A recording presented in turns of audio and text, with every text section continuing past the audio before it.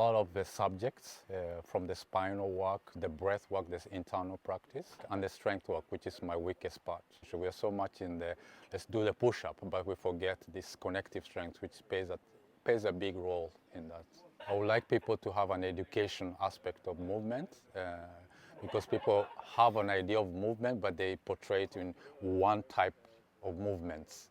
This is movement, but the whole general aspect of movement and have an education of it, which is involved with practicing it, not just theoretical saying it, but working with.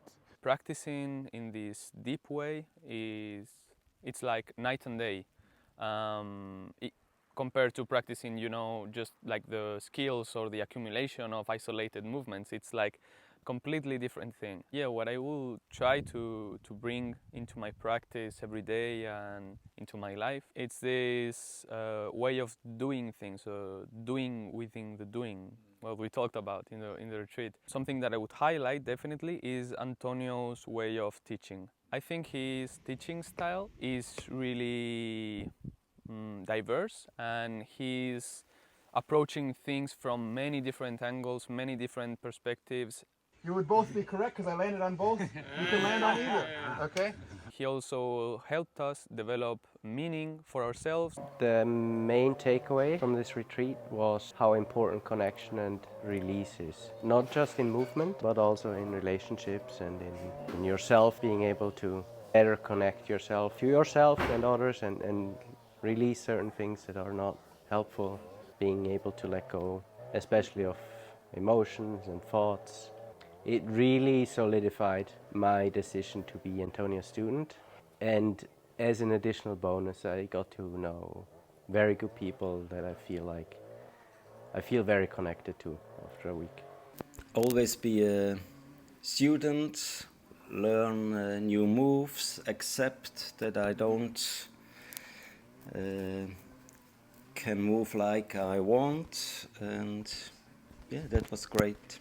Meditation is good for you. Yeah, that was... I knew that already, but now it's more ingrained. But okay, stay with it. And just like you look at the weather, you can look at the weather inside. No matter if it's rainy or sunshine or cloudy. At least now you know. Antonio isn't simply a teacher as in passing on knowledge, but what we're doing here is Antonio finds different ways of luring us in and makes us work for the content, for the knowledge, for the experience. So I like that a lot. I thought the physical exercise or a physical workout was very different from your emotional work.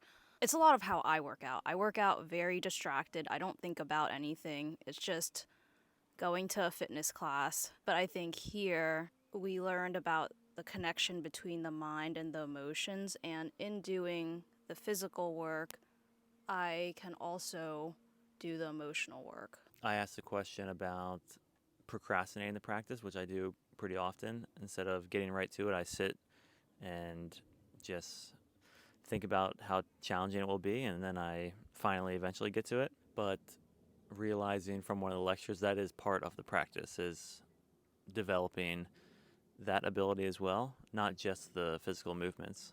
It's all connected. This was not fun. Nice. So I will ask you the final question. How many cups of coffee do you have per day? Here in the retreat. Too many. How many cups are you keeping at home? The honest answer, I think it was about 8. A day? Finished. That's the session.